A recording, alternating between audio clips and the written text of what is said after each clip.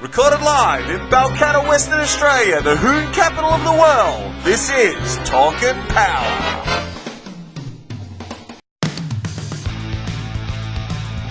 Gap is what happens when you hold to the floor and crush the man next to you.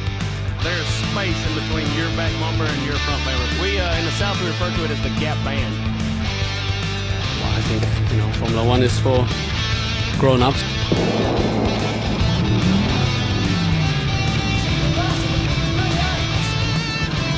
Shut the grade on this one, Rex. Here's the guts. When we start following the song is rattle the players, we're gonna get down the chairs! Just listen to 51 words. Previously. So, what about the sideways? You've got a race in your own lane. Now he's on the grass, he brings it back. That's a great driving there. Torque and Power, your motoring and motorsport podcast. Okay, I'm Nick DiCembra and you are listening to the Talk and Power podcast, episode 24, and I'm back with our co-host, Simon Gonzo Travaglini. Welcome back. Thanks, Nick. It's been a hectic last 4 weeks. I bet it has. I don't know if you want to... I haven't disclosed to our listeners. Okay, for those of you that don't know, we ran a Camry. No, we did, seriously. We did. And I'm a dad now. Congratulations, Simon. Young Nicholas Pasquale Travaglini, which, funnily enough, not the Travaglini part, but Nicholas Pasquale is also... My son's first. Yeah, which I didn't realise that was his second name. He was born, it's 3 weeks today. Beautiful. And it happened, and none of us... you sort of got a rough idea when the kid's going to be born from the date of conception, you know what I mean? And none of us expected it to be on that date. And as it turns out... So I'll just so everyone knows how this all went down, because it's a bit of a story. Anything to do with me, there's usually a bit of a story. So I'm flat chat at work. I still haven't caught up, right? And I was trying to get everything done before Friday, because we kind of expected that he was going to come, on the Friday, right? So Monday night, Tuesday morning, my wife, Nicole, wakes me up and she says, I think my water's broken. Right? Now, when you see it in the movies, right, it's like there's a swimming pool, And I pulled the sheets back in the bed and I said, but it's not wet. And she goes, I don't know, it feels... I said, mate, it's warm night, probably sweating, don't worry about it, right? So we've gone back to sleep. The next morning I wake up to go to work. And I said, how you feeling? She goes, yeah, I'm feeling all right, I said, maybe, ring him up or something. She goes, I don't really want to ring him because, they sort of said that if it's, because for those of you that don't know about pregnancy, right, when you go to these classes, when your wife or partner is pregnant and you go to these classes, it's a pretty shocking experience. And if you've got a teenage daughter out there and you're worried about her, doing something, send her to one of these classes, because she'll never go near a guy again. Because you just walk out of there. I know you know what I'm talking about. I do, yeah. You walk out of there in shock, in absolute, oh my God.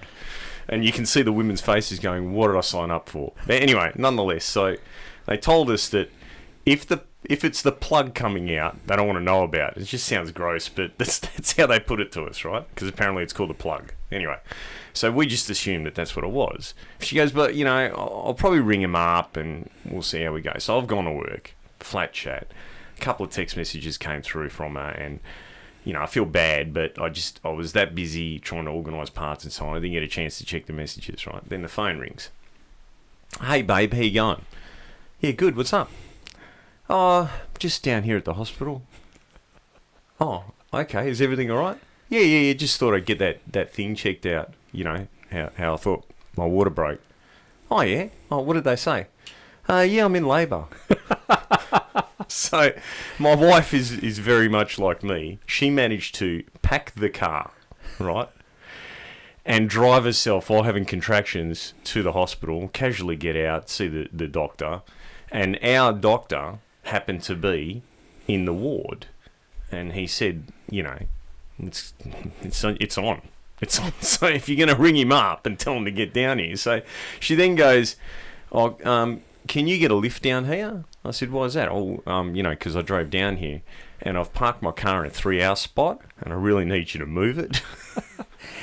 Now, this is the point where I rang you and started waffling on about Camry parts and what we need to do and what I can go pick.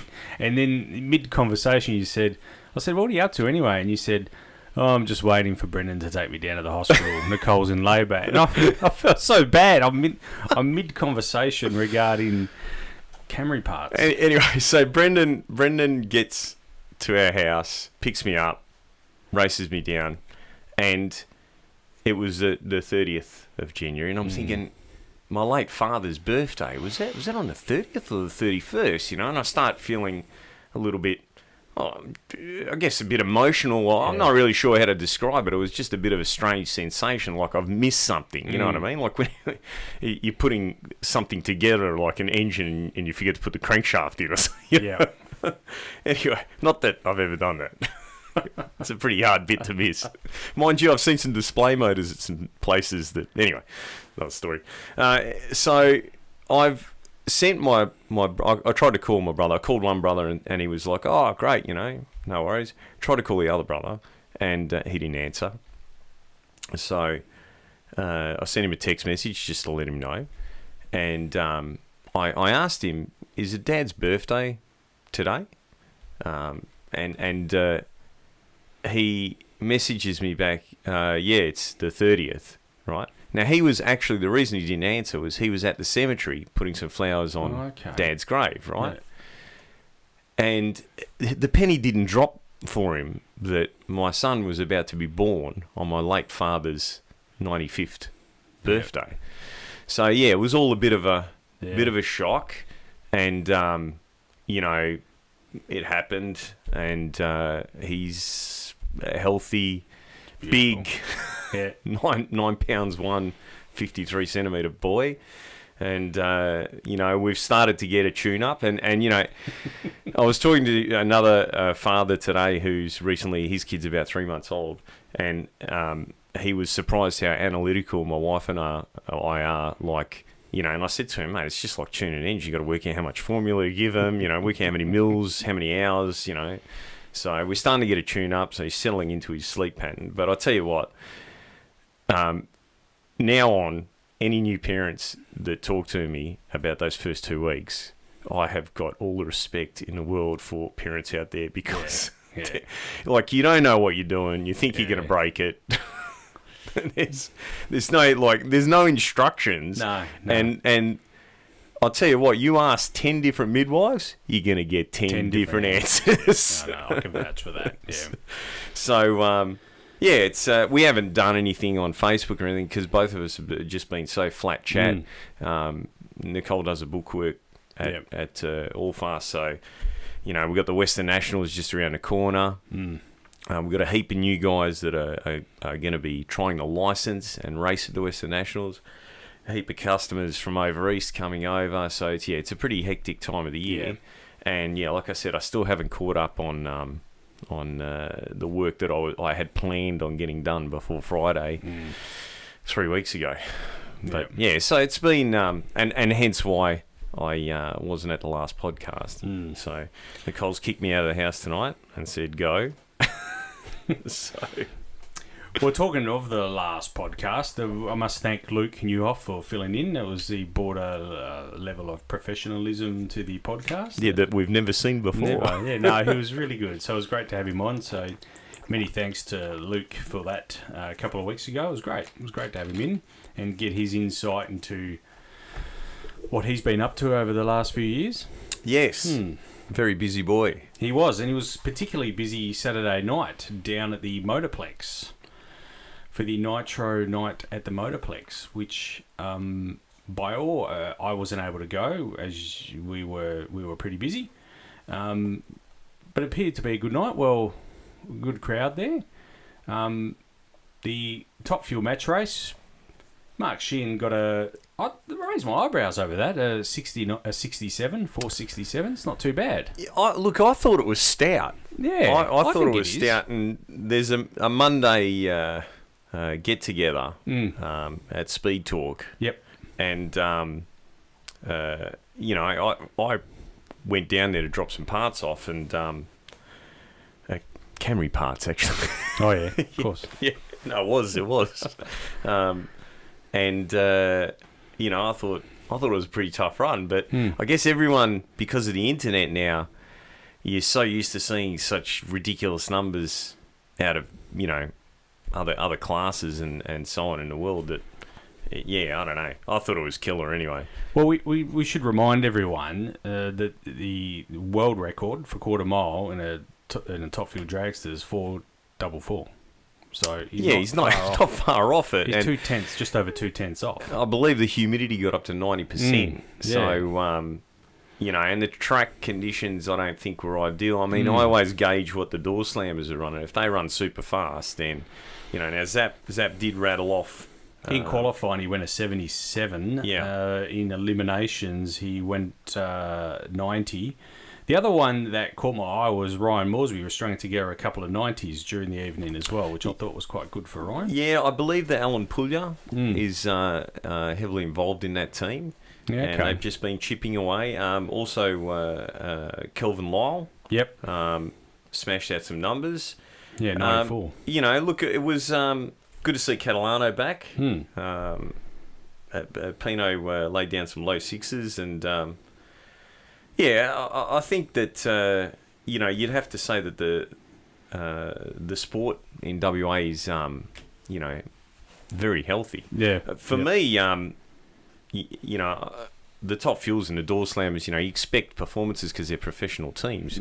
But the standout to me was a couple of cars. Now, I don't know if I'm going to pronounce this properly. Probably not. Right, but Alex Totrovsky. Yeah, or Totrovsky. Now, Alex, I've known Alex for years, and he's had a Tirana for a long time. That current 540 Pro Charge deal that's in it, the actual long motor was going to go into the old All-Fast VK.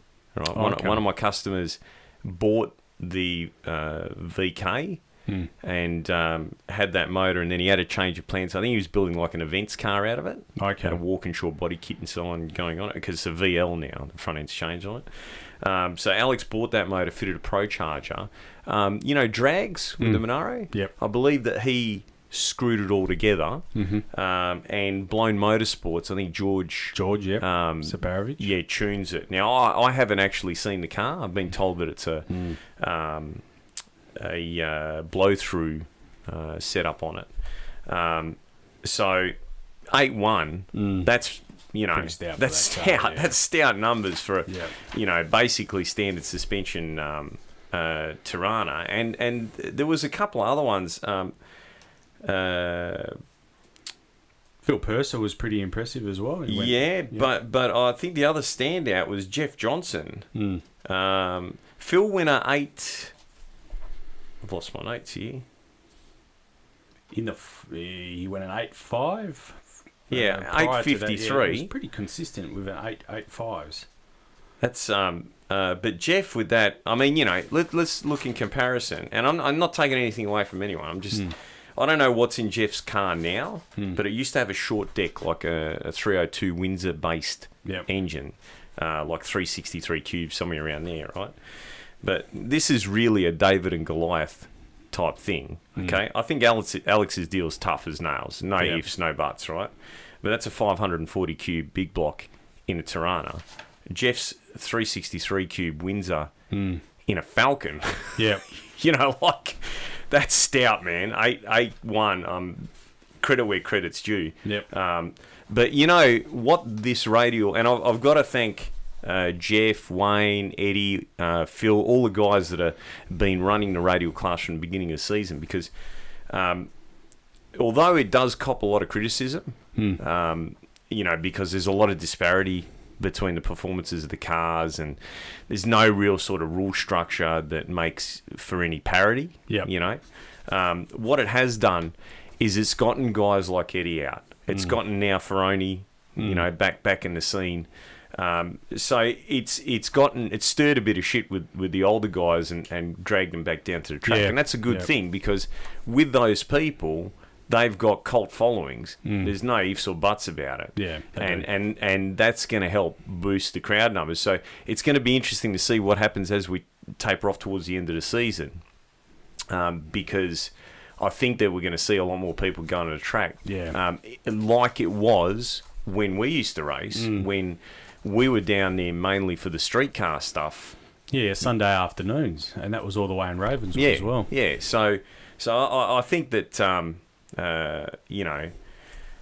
it's a good thing, and I hope that we get some more development in the radial class. I think that we should probably open the rules up, and maybe, if we're going to call it outlaw radial, then you should be allowed to, Zapier should be allowed to bolt a set of radials on his car and run it. You know what I mean? Yeah. Like that's, Stevie Fast car is a lighter version than, it's more like what John's got in the US. But anyway, I we'll just watch this space, I guess. Yeah. There's some other interesting things. You've noted here Jay Upton's run. Yeah. But I believe that he actually ran quicker than that, but he fouled the beams and there was no time recorded. All right. I think he's right on the cusp of running a 5. He's like, that close. So one of my friends that is involved with those guys said to me, wait for the Westerns. Yeah, We're bringing something to the Westerns. Yep. Marty Mirko winning Super Sand. Johnny winning in Top Sportsman. It's been a bit of a Albie versus Johnny. I think, is it Paul Down that's in there as well, in the fray? Bit of rivalry between Johnny and Albie Bakranich because they work together and they raced against each other for a few years now. Also, I don't know why you've missed it in the notes here, but I think as far as the win of the century goes, John Arthursen. Oh, okay. Right? Okay, so he hasn't raced his car since the Western Nationals last year. Rolls it out, wins the meeting. Oh, it's the sort of guy he is, isn't it? I must admit I've overlooked that. My apologies, John. I know he's an avid listener to the podcast. He's one of the nicest guys. He is, yeah. Right? He's a top bloke, and what Arthursen and all his friends and all his crew have done for drag racing over the last 30 years that I've been involved in it. Those guys back in the days of the original West Side Club, they were there every swap meet, every engine blow-up comp, you name it. They were right into the fundraising, really supported the club and supported drag racing when it was in its infancy. That's correct. Yep. Yep. A great bunch of guys, well-deserved win. The thing is, though, if you were running modified and you were running like a traditional modified type altered dragster, whatever, with a delay box and a trans brake, and you get John. Now, for those of you that don't know, I believe that is still the quickest 60-footing modified car in the field, even though it's an altered. Yeah. Right.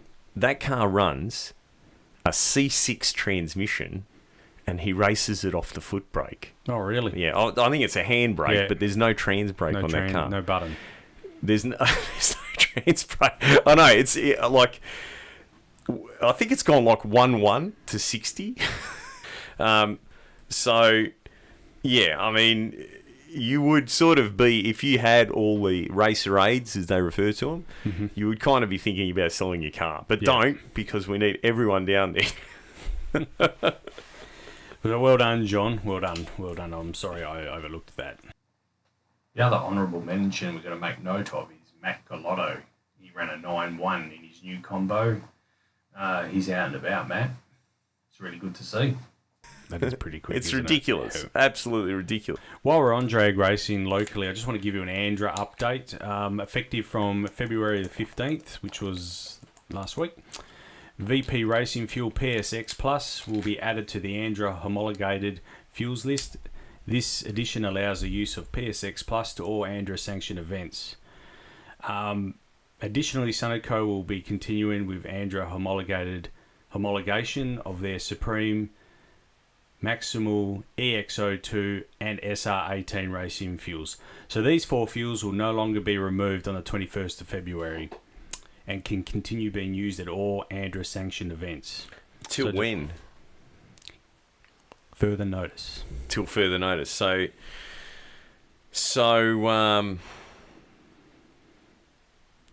yeah, okay.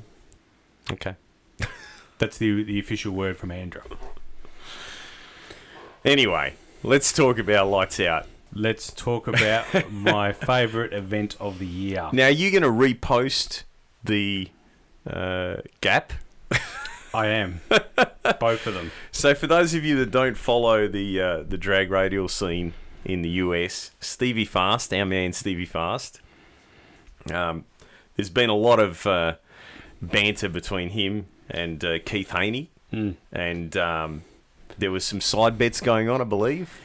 Yeah, so I've since found out the qualifying bet where they met in Q3, it was a 10-2 bet. So Keith Haney for the win would take 10,000 from Phil Schuler, and if Stevie Fast was to win, it's $2,000. So it was That's 10-2. Good odds.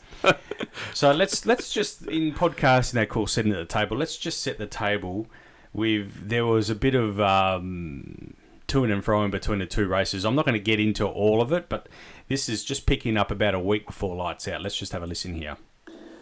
Stevie Jackson, KTR. I just saw the infamous Carnival Midget, Keith Haney's rebuttal video to my call-out video, and I figured we would take a few moments to offer some words of encouragement, some advice, and tell him where he stands. So first of all, Keith, I want to know where you got that shirt. You look like you're sponsored by Bubblicious. So either put a stick of bubble gum on the car or put on something that looks like you're a man. Next thing is the calling out on the Midwest guys. I don't know if you know this, but if you want to race for money, you want to win, so you want to pick on all the ducks first. East Coast has fast race cars. Midwest is where all the people go when they can't compete over here, so they go over there to that side of the country. So no discrimination, but just to clear that up, anybody in the East or West Coast or the world that has a Radial vs. the World car that wants to grudge race at Lights Out 9 in Valdosta, you got to race. There you go. That includes you, Keith Haney, and anybody else that has a Radial vs. the World car that wants to race. So that kind of covers up the picking on the children of the Midwest. Okay, the rules. I've never influenced the rules. Don't care what the rules are. I told Donald Long to add 50 pounds to me before I get there because what I'm going to do to y'all. So I could care less what you weigh, could care less any of that. Not my job to make the rules. Racers should never make the rules. That's the promoter's job. Let them make the rules. I'll figure out how to win. And I didn't say I was coming with a root spoiler. So before y'all get your panties in a wad, there ain't no telling what I'm going to come. I'm going to come to win. And you can get I can't help it that your car only runs 381. I'll give you like some jets or something, and we'll race head up Thursday night, 2 on 10. That's a good race, good call out. Do it for the fans. You can bring your merchandise to each other and sell some T-shirts or something for all I care to cover your expenses for getting crushed. I'll even bet. I might bet on the Gap. We'll side bet on the Gap. We'll run head up, side bet on the Gap, just because I ain't got no respect for you. Last time I raced, I seen flames out of my window for about 10 seconds, and then just got crushed again like normal. Y'all have a good day. See you later. So the side bet on the Gap, I just want to know, did he tell him that he was going to beat him by the length of a U-Haul trailer? Words to that effect, I guess. So for those of you that don't know, then Keith Haney rebuttal to that video. Let's just listen into Keith's rebuttal here and just remember some of the times he throws in here, okay? Now, let's talk about me wearing pink. I'm good at wearing pink. I look good wearing pink. Hell, I look good right now. Next, we're gonna talk about you picking on the Midwest guys, right? So you said you chose the Midwest guys because they were easy picking. I think the last time you raced a Midwest guy, I think the Gap was the starting line to the finish line. I don't even think you showed up. That's how bad the Gap was. So you might want to rethink what you said there. I think that's happened a few times. Next, you want to talk about going 375. Well, let me tell you something. Donald Long's track is full length. It's the true length. It's not a Stevie Wonder track. It's not, oh, you don't have to weigh when you're done. Oh, the clocks are set this. No. It's true blue when you come on out. Have you been that fast at Donald's race, Lights Out? I bet you haven't. Or No Mercy, have you? Ain't no way. Ain't no way you ain't been in either one of them. You want to talk about the rules? You and the turbo guys got it all figured out. You figure out if you just give Donald money, he'll change the rules so they work for you. And then you want to talk about weight, not my car not getting down to enough weight. Let me tell you something. I can call every single chassis builder in the country and they still couldn't get it to the weight. That's right. They still couldn't. Now, let's talk about this the last time you and I had a pass against each other. Well, I think I remember... And you said, and I quote, you seen the gorilla flames for about 10 seconds. Well, if you only seen it for 10 seconds, why you being yellow on this bet we got going on here? Huh? Why don't you step up? If it was that easy, then what does it matter if you give me the back tire? Let's play, player. Don't be chicken. Hey, KHR to the front. If you feel like you got enough nutsack, come see me. There you go. He's asking for the back tire. Yeah, he wants the back tire. But we'll just remember that 375. He accused Stevie of never running 375, and we'll keep that number in mind a bit further in a couple of minutes. But is he talking about recently with the roots blown car, or is he talking about back with the nitrous car? Or he didn't really refer to it, but he has gone faster than that in a nitrous car. And I couldn't honestly tell you. I remember, when he ran the number, does that bring me within minutes? Yeah. It was like, you got to get your head around this. But I mean, I've had a look at these Radial Tires, right? And they're pretty big tires. Yeah. I'm forever trying different gearbox stuff and talking to different transmission builders around the world, and these guys in the States are telling me that they're seeing more breakage with the Radial tires because they're so hooky compared to conventional slick. Like a slick will shake, a Radial won't. But when those tracks are prepped, and I know it's meant to be no prep. I don't know what the hell no prep is. No. These are prepped. Yeah, but even those no prep. Yeah, I mean, prepped. you know That's what I mean. a That's different what's story, it. Yeah. Yeah, that's a completely different. Anyway. They're breaking stuff that isn't getting broken in a pro mod car. Yeah.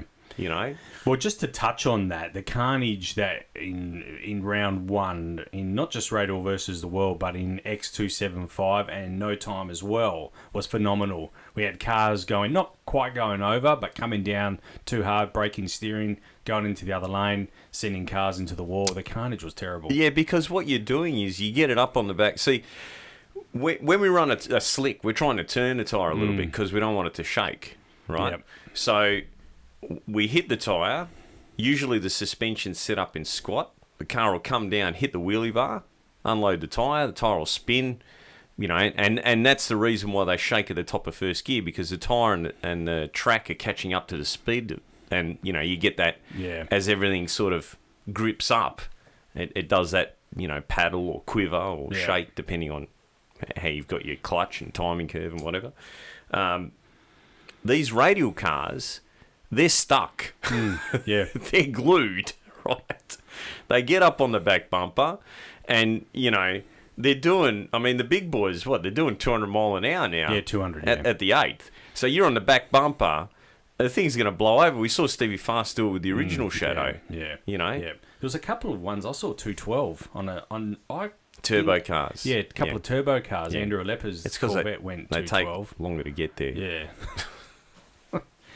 Anyway, just to fill you in then, so Q1, Keith Haney went to the number 1 spot. Q2, Stevie Fast went to the number 1 spot.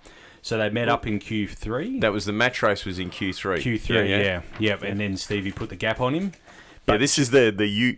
So if you haven't seen it, there's a photo that Stevie Fast posted up, and you can see his car, Keith Haney's car, and in between there's a U-Haul trailer. It's a big tandem axle trailer. There was a substantial gap. So Jeff Sitton actually qualified number 1. So that's the team car, the identical car to Stevie Fast. Unfortunately, Jeff went out in the first. He didn't go out he won first round, but had a terrible crash at the top end in the braking zone. So he wasn't. I think he came out for elimination 2, but wasn't able to front the car. Isn't that incredible? They're only going to the 8th. You sort of wonder if these guys ever run them out the back door and do a full quarter pass. Look, Jeff. In fairness to Jeff, he's not a full-time driver. He's as you know, a wealthy businessman, oil tycoon, and does this part-time. But I don't think it's a criticism of Jeff. I think it was a criticism of just there was a lot of cars crashing, a lot of carnage. Anyway, Keith Haney was lucky to get through first round. He actually wheel-stood the car, and the guy he was racing against in round 1 actually broke. So Keith got the car back down, almost crossed the centre line, but kept it in his lane and moved on. So, look, some notable... I don't want to talk too much about the Street Outlaws. There was a couple of them that failed to make the field. You can look for yourselves who they were. I'm not going to elaborate. Just the other thing, too, I just wanted to touch on. Would you like to tell the listeners what Stevie Fast refers to the Street Outlaws? Sesame Street. Sesame Street Outlaws. Sesame Street Outlaws. Big Bird Chief. So, in fairness, one of them did qualify. That was Ryan Martin, and he did reasonably well. He qualified in the... Where is he? He was in the top 10. There he is. No, number 11. Qualified in the 11th. That's in the Fireball Camaro. So, he did reasonably well, and he got through to the semis as well, Ryan. So, that was a notable effort for him. But short of that, we had an epic final set up. Yeah. No, this is the final that everyone wanted to see. The drag racing equivalent of Mundine versus Green. Well, as it panned out, the final was delayed. So the first round was Sunday morning our time. The final didn't get run till Monday lunchtime our time, and I just happened to come home for lunch, get the TV on, and the streaming, I must say, was excellent. Really good streaming, good quality, came through loud and clear. So the final was epic. We had Keith Haney and Stevie Fast into the final. You couldn't have scripted it better. No. And they were talking to the Duck as well when the final was about to come on, and he was noted as saying that if Haney won, he was going up to the control tower, unplugging his laptop and moving to Canada. Yeah, a few people said similar things about Donald Trump, but it never happened. Like Barbara Streisand. She was going to move to Australia. Yeah. I'm still waiting for her. So as it turned out, Stevie Fast put the gap on again. Won, had a better reaction time as well. And just for the record, Keith, he ran a 374 Stevie Fast in the final. 374 to a 377. Yeah. So potentially, and Stevie's lot was an 020, yeah? 020, yeah. Right. And Keith's was an 080, I believe. It was an oh no. Yeah. If Keith had dropped the light on him, gone double O. Double O, yeah. He could have potentially, he was in, Yeah. So, epic. I mean, what an epic end to an epic event. It is a great event, and a lot of grudge racing as well. Held Team Cali, Bodie as well, had some side bets happening as well. So it's really good to see. I think Radial Racing is definitely alive. Oh, definitely. Yep, definitely alive. Formula One, on the other hand, not so alive. Daniel Ricciardo released his car today. Official. Well, he got interviewed the other day. I watched the interview, and he didn't seem too happy about the new rules. What do you think of that? Well, I think that a lot of the criticism is Americans are running it. That and the halo as well is I don't think that enhances the look of the sport. The halo system, I think it looks terrible, to be honest. And I think there's so many ways they could have done that as well. But anyway. And then the new engine rule as well, I think that's going to be problematic. I don't get it, Nick. I think, I mean, look at Top Fuel. They nearly used 3 engines for a run. Anyway, the reason why I just wanted to touch on Formula One is the driver, not a hell of a, for a year of, normally we have a lot of driver changes, but over at Williams was interesting to see we've got 2 paying drivers for their seats at Williams. And now I don't remember in recent history where we've had 2 paying drivers at Williams. They've normally had 1 paying driver and 1 paid driver. But anyway, they've got 2 this year. I'd say that that's just a sign of the times, mate, because, motorsport's copping it. And that's why if you're into burnouts, if you're into drag racing, if you're into anything that involves burning as much fuel as possible in the shortest amount of time, for no real reason, do it while you can. Yeah. Because we've only got probably another 20 years of this, I reckon. Yeah. Oh, and don't vote for Richard Di Natale. Or any of his party. I think we're going to be the only podcast in Australia this week that also doesn't talk about, what's his name? Barnaby Joyce. Barnaby Joyce. And AFL. Banging Barnaby Joyce. Oh, what? You know, forget AFLX, right? The Women's League. Right? Okay, so I've watched a few games and I kind of dig it a little bit because it reminds me of what, you know, Waffle used to be like, or what AFL used to be like before it was AFL, when it was VFL. And they're going to stuff it up. You know, someone's going to get a bruised boob or something, and then they'll impose a different rule for this and that, and, you know. I think we've seen that already this year. Some pretty significant rule changes. What's this bullshit about telling them that there's, you know, it's the games are too low scoring? The coach's job is to win the game. Yeah. So who the hell is it in the office that has the right to tell them that they need to play it differently because it doesn't look good for the spectators? Now, I got to tell you, all right? You know, I'm not a big AFL fan anyway, but I've got to tell you, it is being run by a bunch of dickheads because they've just admitted to the world that soccer is better than AFL. And for years, we've been saying, oh, look, you know, AFL's a lot more exciting because it scores bigger and it's played on a bigger oval. Now they're playing it on a soccer oval with less players. Like, I think you'll find, but they're preparing AFL for the world stage. It's never going to go on a world stage. No, but I think the only way you're going to do it is by doing that. But no one's going to understand it. They're going to go, well, why are they calling it football and they're playing with their hands? Yeah. Look, for all the critics of AFLX, and I'm number one critic, I think it's terrible. It's here to stay. I can't see that going anywhere. I don't think so, because after they've played 2 rounds of it now. Yeah. Right? They tried to interview the head honcho of the AFL, or the AFLX guy, and he wasn't giving interviews. He was embarrassed about the whole thing. Yeah. Apparently, from what I've heard, people were getting up and leaving. Yeah, they were. So a lot of the coaches didn't like it either. Didn't like the look of it. I've heard that they're amalgamating with Thunder 400, but I could be wrong. I could be wrong. I think it's the same management team, but I might be wrong. Don't say that. 400 Thunder will be here next week. In WA. Yeah, well, they're going to change the name to X400. All right, NHRA. The Winter Nationals is traditionally the opening of the NHRA season, and this year was no different. We had a very ugly incident with Brittany Force, last year's reigning top field champion, hit the wall really hard.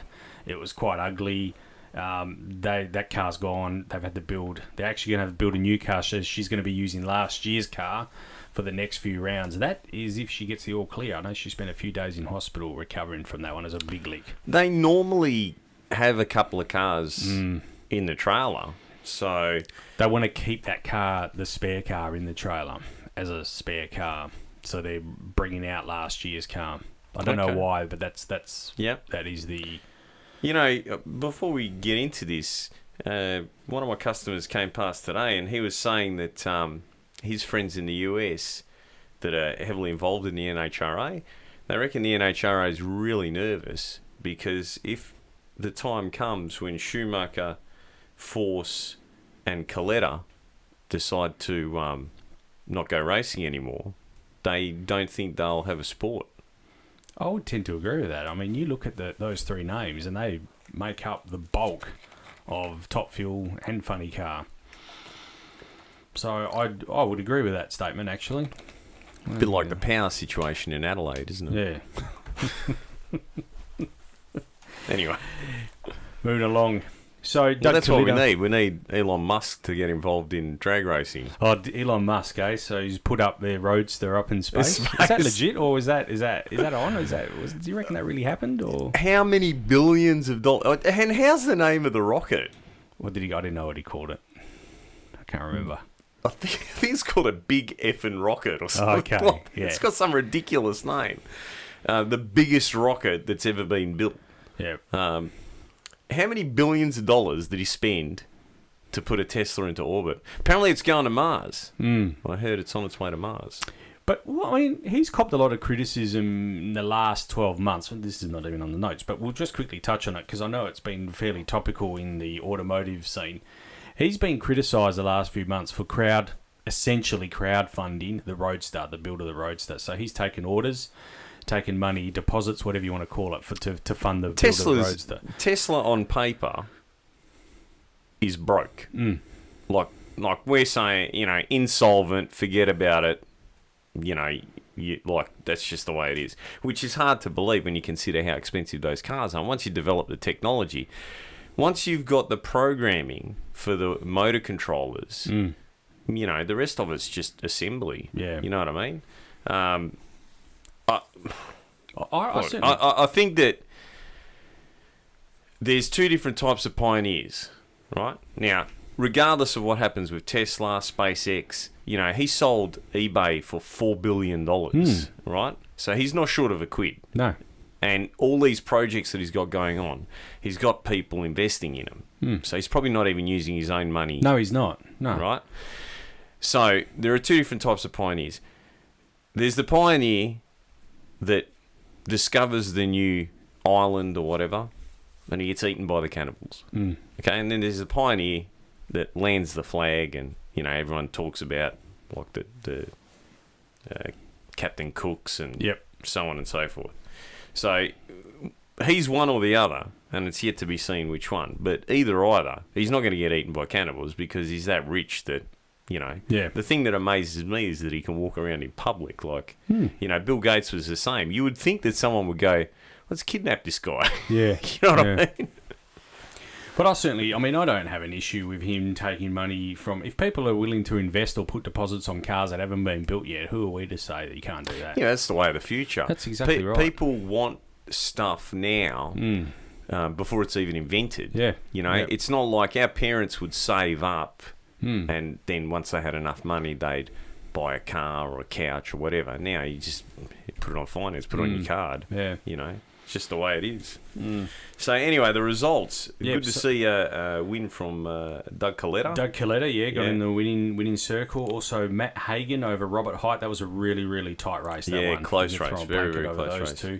And Bo Butner over Jason Lyon in Pro Stock. So Bo Butner continues on his winning way after winning last year's championship. So, it'll be interesting to see what happens. I have said it for a long time. I want to see some electric cars. Yeah. Let's. I guess I'm keen to see what happens with Pro Stock because I think that's going to kind of be the benchmark. The benchmark, to see how things will pan out. The future. Definitely. The future. Speaking of the future, Camry. So, how much do you want to talk about this on air? All of it. You sure? Yeah. Because you got episode... episode 4 will be out in the next day or two. In the next day or two? The timing's good, I think. Is it? Okay. Yeah. All right. Yeah. Okay, so for those of you that have been living under a rock or not watching our videos, we slapped it together and I think it was a week before... young Nicholas was born. You know what it is exactly? It was the Wednesday, and he was born the following Tuesday. Yeah. So 1 day under a week. We managed to somehow get down there. So basically, I think from when we started to when we actually raced it, it was about a week or a week and a couple of days or something like that. And There's a bit of a story. There's always a story when it comes to anything I'm involved in. There's a bit of a story. So I didn't want to put this thing on a dyno because it's a dead standard motor, and the conrods are made out of China. They're not made in China. They're actually made out of porcelain. Right. So, and when you go on, and I've been at plenty of workshops where this happens. You put it on the dyno, and you make, let's say, 200 horsepower, and you go, it's just one that I would just take a little bit more fuel. We'll just put a little bit more. You make 230. Oh, it's just a bit more, just a little bit. You put 250. That's it. Rod's out. Yeah. Right. So I thought to myself, if I just road tune it, it's never really going to see any big load. We got some tyres cheap off of Reese from Chris Mills Performance. He had some 205 50s, which I think my bicycle 26-inch tyres are bigger. They are tiny, aren't they? I couldn't believe how tiny. And they were hard too. And my wife had this annoying noise when you drive her car down the freeway, and we suspected that it was either a bent rim or a bubbled tyre. And I had a good look everywhere, and I couldn't really see anything. I've gone through wheel bearings, done everything I could possibly think of. And I said, you know what? I'm just going to look around and see if there's a set of rims for your car, so we can try a couple of tyres on there and just, see what it is. And I found a set of 4 Mazda 3 rims, right, for $50. Oh, that's all right. Yeah, I know. And 2 of the tyres were like brand new, right? So I fitted those 2 to the front of her car. Noise went away, right? So I've been looking for some rims to put these 205 50 tyres on for a while, and I kept walking past these Mazda rims because I just, they were $50. I left them out outside in the rain, you know what I mean? And I thought, I've got a feeling it's the same bolt pattern. So yeah, sure enough, tried them on, they fitted, right? So the 2 noisy tyres went on the back, right? And I had the 205s fitted on the front, right? And they're like a 5-inch rim or something, 5.5 inch, really small rim and tyre, right? And the tyre place rings me up and they go, how much pressure do you want in these? And I'm going, it's just a tyre, dude. Like, just pump them up, 30, 40, whatever you normally put in them, We'll sort them out when we put them on the car. And he goes, oh, yeah, I'm seating the bead. And I said, yeah. And he goes, yeah, well, the tyres are cracking everywhere. Well, maybe don't put that much here. So these tyres were ridiculously old, right? So anyway, while I was street tuning it, I noticed that I was continually pulling fuel out of the higher boost area, and MAP, so manifold absolute, so the higher KPA numbers, right? And I thought, it's got to be a compensator. I must have missed a compensator somewhere, right? So, I'm starting to look through the tables, and then it dawned on me, when Jamie wired the system in, because the Toyota has a mass airflow sensor from factory, he said to me, he goes, because we've gotten rid of the mass airflow sensor, like we've actually physically removed it, the Toyota had an air temp sensor in the mass airflow sensor. He goes, so you got to fit another air temp sensor. I completely forgot about it, right? So this was on the Wednesday morning that I realised. Yeah. Right? So I rang Jamie up and he goes, yeah, use a VN one. You usually get it's a 14 mil, blah, blah, blah. Okay. There's a side cover on the Camrys that comes off. Yep. Right? So I thought, well, that's going to be the easiest to rip that off on the manifold side cover, drill and tap it, screw it in, and, do the wiring. So by the time I got the sensor, drilled, tapped it, bolted it all back together, soldered the wires, connected everything up, it was 3 o'clock, and I had to pick Dave up from his work at 3:30. So, there was no time to muck around. Just drove straight into the city. Now Dave told me he works in the city, right? So to me, the city means on the other side of the railway line. So I'm driving through the city, looking at the numbers on Pier Street, and I'm going, nah, he works in East Perth. Yeah. So back through the middle of the city. And it was a stinking hot day. It was like 40 plus degrees that day. It was pretty warm. Yeah, and I thought for sure this thing's going to do something, like, driving it around or driving it home and that, you're not really, but when you're stuck in bumper to bumper, anyway, made it through there, picked him up. I jumped in the passenger seat. He jumped in the driver's seat. I thought, we'll get a chance to do a bit of tuning on the freeway. Yeah, nah, forget it. Oh, shocking, wasn't it? It was the world's longest car park. I was about 20 minutes behind you, and it was shocking. It was ridiculous. And you'll see all of this in the video because we filmed the whole lot, because it's just such a ridiculous story that no one would believe, Very hard to edit, this video was. Anyway, it's going to be a long one. So we're on our way down the freeway, and it's just dawned on me, I haven't got a tyre pressure gauge, right? I'm like, you know what? Let's go to Thomas Road, the Shell there, right? and we'll check the tyre pressures. Now, the thing is, we're in Kwinana, right? You know, what do you think? The tyre pressure go, been stolen, right? So, come up short there. They didn't sell them at the service station, so we're on our way to the track. There's our little side road. That's the only place that I could get Dave to just give it a bit of a blat just to see where the air-fuel ratios were. And, I thought, you know what, it's way rich, but it's safe. We'll run it. So, no tune on it. Get down there, right? Forgot about checking the tyre pressures. Didn't know what they were at. But, so, you know me. I'm like, I'm not going to bring a knife to a gunfight. Yep. so I haven't raced in I don't know how many years. I go to the start line. The exhaust dump open. I've wound the bleed valve as far as I can turn it. So yeah, the gate wasn't really doing anything at that point in time.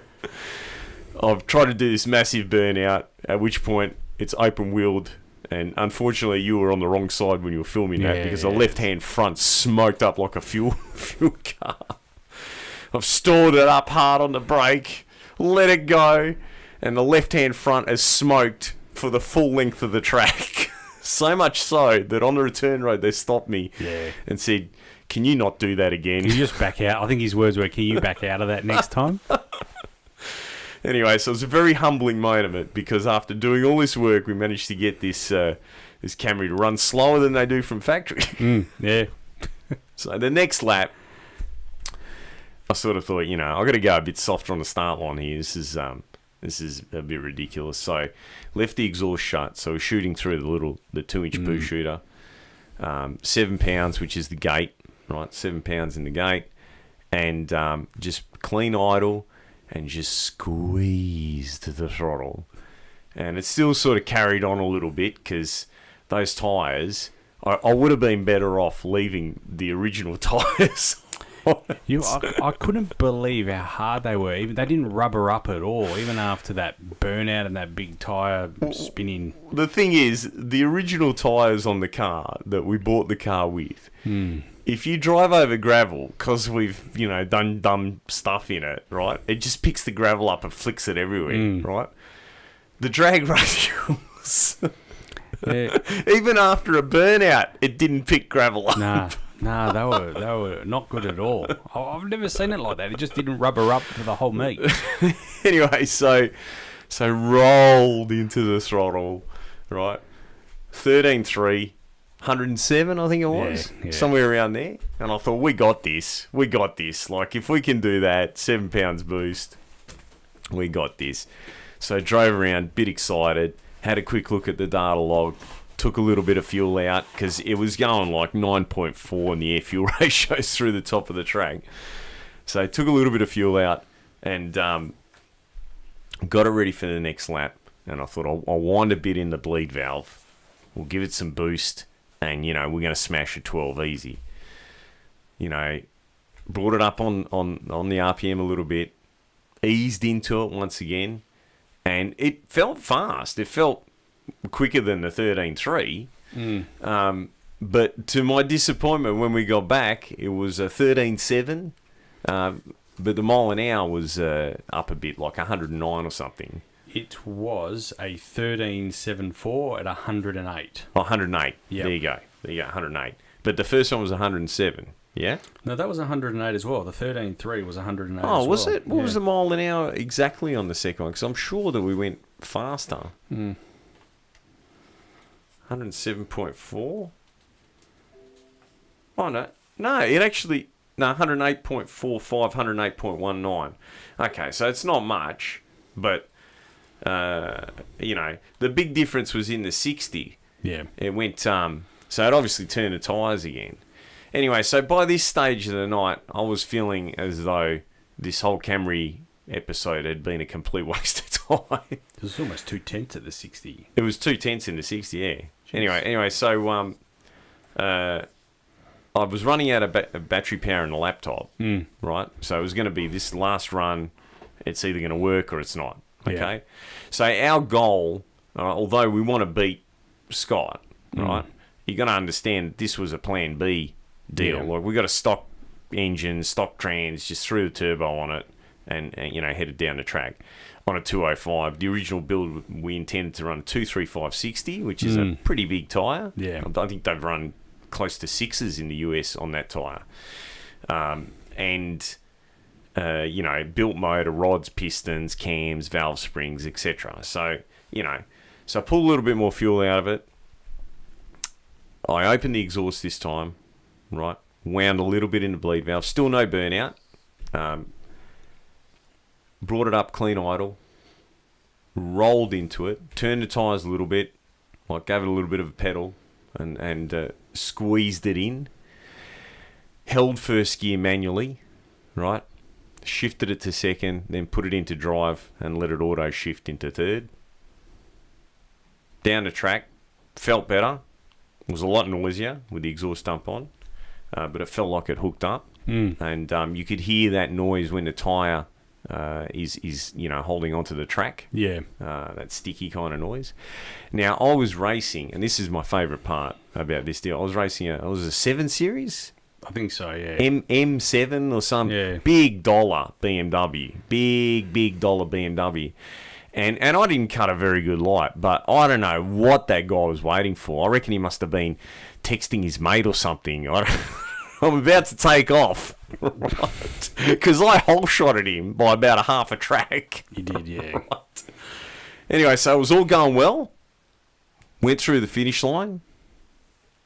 All good. Came back around, and there it was, the magic number we were looking for. Because Scott's first time down at the track, he never managed to run a 12. No. Not even after he fitted the turbo. Don't think so, no. No, I don't think so. I've had people tell me that he didn't.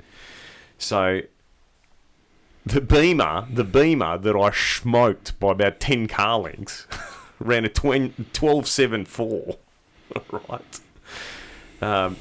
The old Camry, right? Here's the incrementals, 2.2 to 60. So we know that we can, front wheel drive or not. We can sharpen that up. There's no question there, right? 577 to 330, 857 to 660, and those that crunch numbers, 1096 to 1,000 foot. You can already see that the back half is looking pretty good, right? Across the finish line, 111.9 mile an hour, nearly 112 mile an hour. 12.97 with a 5. Yep. Right? Our goal was to go down there and run a 12 with it on our first ever Wednesday night deal. So, to me, all right, although it's not an 11, and Harry gave me a lot of shit about that. Did he? Yeah, well, because he wanted us to crush Scott straight up, right? Okay. But considering all the facts, even I think just with the tyre change, it'll run an 11. Yeah. Right. Yeah. But like I said, I think we've achieved this going to Plan B. Let's go back to Plan A, finish it properly. Yep. And, so stay tuned because episode 4's...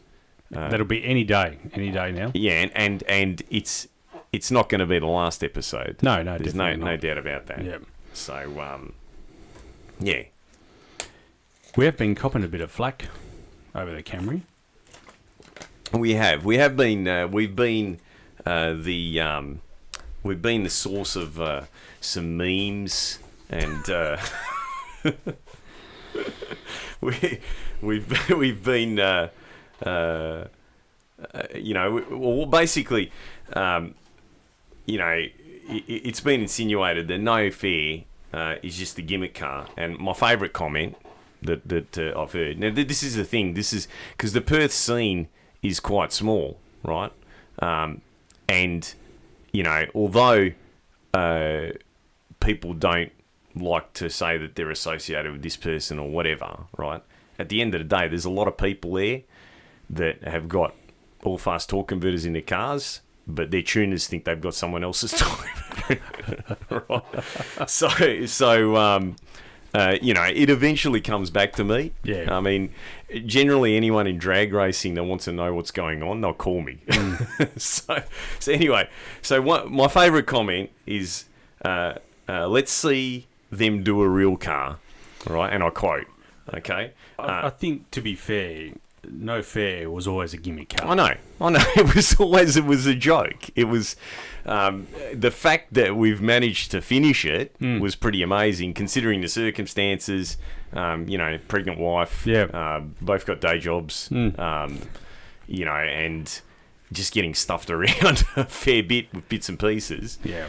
But yeah, so it was always intended to be a gimmick car. So you've been getting these via PMs or how you... Yeah, look, I've got some text messages from some people where they've photographed them and so on. But it's all stalk book related stuff that's been bandied around. I think that a lot of it stems from the fact that we went down on the boosted night. And, we had, as the up-and-coming videos will show, a crowd 3 deep, pretty much all night around our $600 Camry. There was a number of people. I couldn't believe it, actually. The amount a lot of people scratching their heads. Especially those, there was a few guys there that were asking a lot of questions and standing around the car. So, and when you consider the other guys that were down there with their $250,000 plus cars, you would probably be pretty pissed off that car was getting so much attention. I can understand that, Yeah.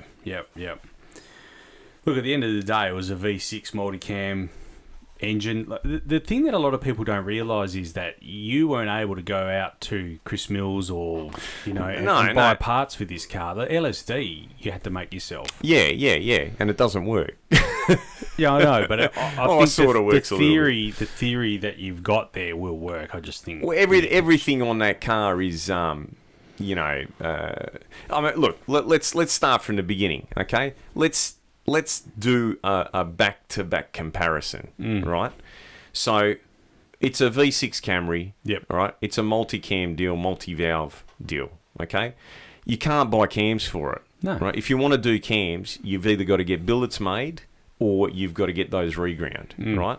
And because of the bucket arrangement, it's a nightmare if you wanted to do that, right? The valve springs, just getting to the valve springs, you've got to strip the motor, 3/4 down because... On a conventional V8, you just pull the rockers off and the valve springs are there. You got to pull the cams, cam belt, this, that, and the other. And no one makes anything for 1MZFE. You know what I mean? It's not something that's off the shelf.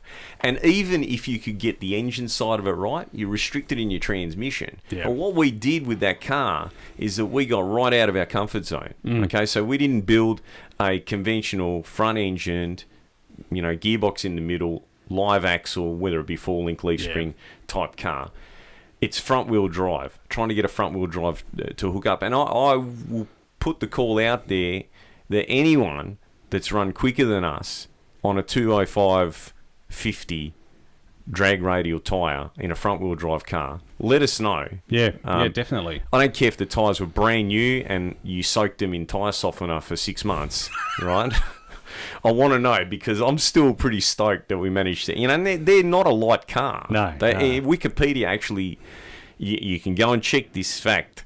Wikipedia says that they are heavier than a 5-litre VL Commodore. Yeah. 100%. And Wiki never lies. No, it doesn't. But I believe that as well. Anyway, so we're running a factory transmission. We're running a factory differential ratio. We can't go and buy gears. That's it. 3 6s or whatever it's got in it is what it's got. You know what I mean? So we're very restricted. Yeah. Well, look, I think at the end of the day, we really need to go back to the original plan, the plan A, which was plan B, but was sort of plan A as well. I think that considering we put this thing together in really a few days, we took the parts that we'd made and fitted them to another car, which would be no different than buying a BA Falcon and bolting a 6-boost manifold on it. You know what I mean? But, except we had to make all the stuff. Yeah. So I think that what we accomplished... Especially with those 205s that were 200 years old as well. Yeah, I agree. And completely out of a comfort zone. And when you consider the original plan... If we go back to plan A, right, and put the rods, pistons, cans, valve springs, 23560s. I think that will I easily run into the 11s, if not quicker. Yeah. You know. Yep. No, I agree. I guess this ties into the whole drag radial scene over here in WA. I think it's dragged a lot of the older boys. Yeah. Raised a bit of interest, dragged a bit. So I've heard, right? I've heard that on the 23rd of May. Yep. Right. And it's on their website, but I don't know what the rules are and so on and so forth. But there is a Street Outlaws. I'm not sure whether the Motorplex has checked whether they can actually use that, because I'm pretty sure Discovery would have copyrighted it. There's a Street Outlaws meeting coming up, and I'll tell you, Nick, I'm all about let's do a real car. I'm all about let's do a real car. Really? Yes, really. I'm not sure whether anyone thought about, like I said, the copyright restrictions on calling it Street Outlaws.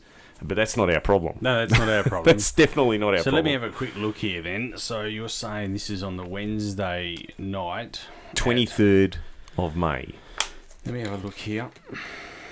So I guess what the Motorplex is going to do is they're going to decide who is Perth, WA, whatever you want to call it, quickest top 10 street cars. So the 600. The 600. Oh. I like that. What about the 6021 here in Balcatta? The 6021, yes, or the 6090 in Malaga. Anyway, what are you proposing here? What are we talking about here? What... So, look, what I'm proposing is that we, Talk and Power, yep, our crew of illustrious staff of two. It's three, actually. Dave is a pretty integral part of this team. I think we put something together, something conventional, something more in our comfort zone. Conventional? Yes, conventional. And we race it, and we see if we can get Talk and Power on the 6000 top 10 list. Okay, so what you're saying to me is you want to build a car that's less than 2 months away. You want to build the Perth's quickest street car, rules that we don't know, and a car that we haven't developed. Don't you think it's a little bit cocky? It's a pretty big ask, for a car. How long has it been since you raced? Well, I don't know, 3 weeks ago, the Camry. Not the Camry. a real car. A non-gimmick car. It's irrelevant. It's irrelevant. I don't know. But since the NHRA came to town, that's when I hung up my boots. What's that, 3 years ago? All right, so how long since you raced a street car? A couple of weeks ago. Okay. All right. The Camry.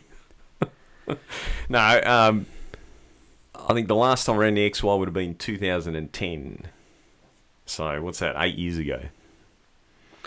All right, so that's what you would call a quick street car. Well, it's a pretty big ask to.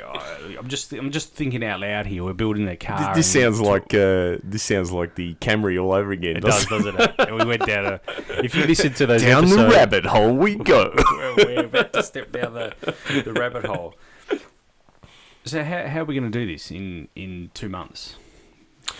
Well, Nick, when you and I raced from 99 to 2002, we did it with very limited resources. Yeah. You mean junk? Yeah, I mean junk. Yeah, but the Dado was 11. It was stout. It was pretty stout. It was 11-second street car. We're going to need to be in the low 8s, 7s. Yeah. Well, actually, the Dado was a 10-second street car, and we were running a very unconventional setup, if you remember. And if we really pushed it, we would have run a 9. Yes, true. I do remember that. It went 10-1-1, and that was with that uni-jointed rear end. We got really good at changing uni joints in that. That literally had uni joints in the back end of that never car. ever damaged a crown wheel pinion, nothing. Just uni joints. Just. And if you remember, the fuel lines were running right next to the uni joints. I do remember that. Anyway, we ran 136 mile an hour, if I remember correctly, and we didn't push it because I couldn't be bothered to put a 6-point cage in it back then. Okay, all right. That's right, I do remember that now. I do. So, as we're both still married, amazingly,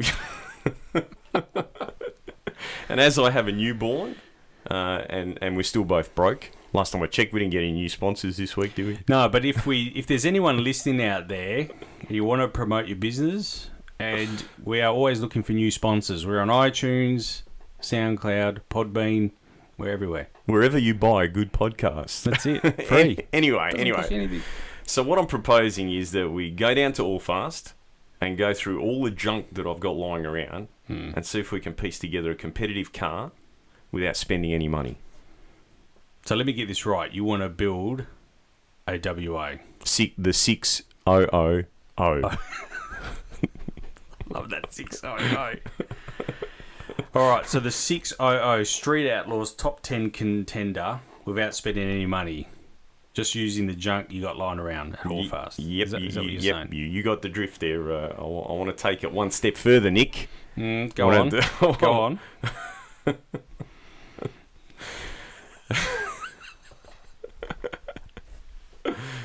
So, 600 top 10 contender with junk, but that's not all, ladies and gentlemen. We get free steak knives. Kind of. Subscription to Talk About podcast. Free. Here's the kicker. In 8 years, the street cars have gone about half a second quicker than what I did in Blitzed. Like an 870 and then like 8.1s. Yeah, 875, 8.1. So 6/10 around there. Okay? Which was essentially a stock suspension XY, dirty 2-bolt, Ford 460, and a bit of spray. Eddie's still the king as far as I'm concerned. Yeah. He went 811 with a factory style rear end and mini tubs like a decade or more ago. Go on. So, a decade on, nearly all of the 600 quick street cars now got 4-link suspensions, tubbed, run one or more monster turbos, and don't have, some don't even have alternators. Which are alternators? They don't. Some of them don't run alternators. You see them charging in the paddock. A street car? Well, I guess they must carry really long extension leads. I don't know. Maybe they haven't aligned the pulleys yet and just throwing belts. I don't know. I mean, I reckon you need an alternator to call it a street car, but whatever. Anyway, so what I'm proposing is that we build a car in less than 2 months using junk I've got lying around, untubbed, factory suspension, no relocated leaf springs, just standard with some slapper bars or Caltrax or something like that, on a 275 drag radial, small as heck tyre, right? No bead locks. So that is 100% X275, 3,500 pound plus old school rules, the original X275 rules. And you want to do this in less than 2 months? Yes, in less than 2 months. You see, Nick, it's not like the Camry where we have to invent everything because it hasn't been done before. I mean, everything we did on that car was one-off, right? This is going to be a conventional rear-drive live axle car with a conventional V8 power and probably a Ford, so we can be in our comfort zone. Okay, all right, okay. I am liking this. I'm liking this, all right? To be frank, it sounds good. It's cool. It's right up my alley. But I'm pretty sceptical still.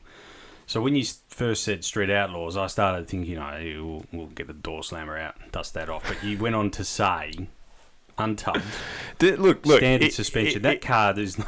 Look, listen. If the Motorplex or the people behind this, whoever it is that dreamt this up, right? if they were genuinely looking for something like that, then what they would do is they'd scrape that track clean, right? They'd run it on a Sunday during the day, right? Run what you brung, hope you brung enough. Simple as that. Because that is essentially the Street Outlaws deal. You know, they're supposed to be racing on a street, so there's no prep. And I don't see anyone saying, you know, well, you got a pro mod car. You know what I mean? So under the current Street Outlaws rules in the Midwest, what's their postcode? 405. 405. It's actually their area code in their phone. That's or something. correct. Yeah, it's the area code. So ours would be 089. Not to be confused with Adelaide, which is South Australia 088. Which is 088. There you go. Maybe we should be calling it the 089. Anyway, they have imposed these rules now that say steel roof and quarter panels. Yeah. Right? Which the BA has got steel roof and quarter panels. It's got steel doors. It's got steel boot. So that would be... but being it's a Wednesday night, they're not going to, you know... No. That's not going to happen. You know what I mean? And the other thing is, there'll always be some cagey rule that says you can't do that. You know what I mean? So what are you suggesting here, the XY then? Is that what you're saying? Maybe. Look, it's logical. Yeah. It's already caged. It's got a 9-inch in it. But I've got no engine or transmission. The engine bay's small, very restrictive. Hence why, you know, the RS guys and all of that, I never cut my car up. I don't want to. I think we should take a bit of time and a little bit of, you know, put a little bit of thought into this. Yeah. Not too much because we've got less than 2 months. But I think what we need to do is regroup it all fast and take stock of the situation. I agree. So there you have it, ladies and gentlemen. Talking Power. We'd like a challenge. We're going to make another challenge for ourselves. The 6000 top 10 list. There you go. Should we be calling it that or should we be calling it the 089? I like 089 actually. 089? 089. Yeah. Maybe we should get some stickers made. The 089. 089. Let's get onto that right away, actually. So, look, I know it sounds crazy. I mean, it sounds impossible. But we've done so much with so little in the past that I really think we can do anything with nothing. I agree. This sounds like the Talk and Power Pledge of Allegiance. How's it go?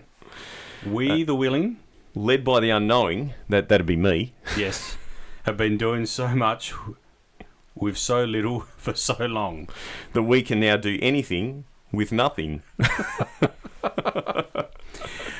All right, ladies and gentlemen, on that note, we're going to wrap this podcast up, everyone. Thanks to all of our sponsors that have helped us out. Get onto iTunes, SoundCloud, Podbean, Facebook, our website, Instagram. Like us there, share us there. You're going to see a heap of content coming up. I've got a big month ahead of content, actually. I actually went for a ride in a autonomous bus.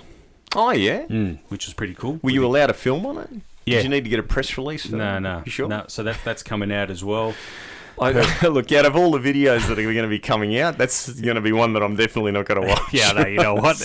Actually, now that I say that out loud, it sounds ridiculous. So forget that video. We'll scrap that one. Perth Poker Run, that's coming out as well. But the episode 4 of the Camry. Episode 4. And keep an eye out for the 089 top 10 contender.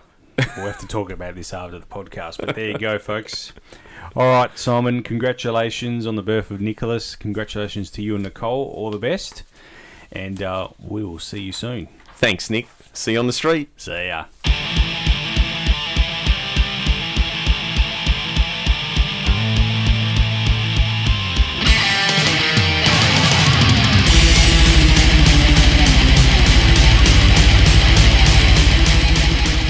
Talk and Power stresses all characters and events on this podcast, even those based on real people, are entirely fictional. All celebrity voices are impersonated poorly. We do not encourage street racing or the use of turbochargers.